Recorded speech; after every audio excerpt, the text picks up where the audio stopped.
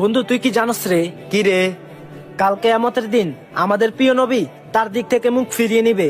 যে ব্যক্তি নবীজির দামি কালেমা শোনার পরেও অন্যের কাছে ফসে না দিল, নাউজুবিল্লাহ। আয় না বন্ধু, আমরা কালেমার দাওয়াতটি সবার কাছে ফসিয়ে দেই।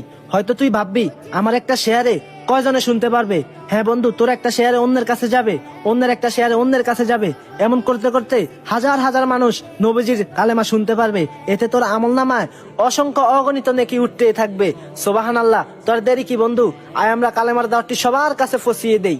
লা ইলাহা ইল্লাল্লাহু মুহাম্মাদুর রাসূলুল্লাহ সাল্লাল্লাহু আলাইহি ওয়াসাল্লাম। সবার কাছে কালেমার দাওয়াতটি ফসিয়ে দেন। আমিন। আল্লাহ আপনার আমলকে।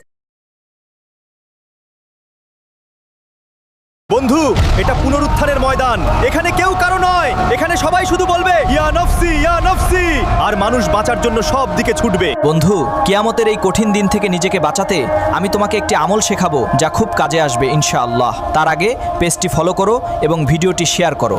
বন্ধু, সেই মহামূল্যবান আমলটি হলো প্রতি রাতে ঘুমানোর আগে সূরামূলক পাঠ করে ঘুমানো। হাসরের ময়দানে নিরাপদ থাকবে। ভিডিওটি শেয়ার করে দাও।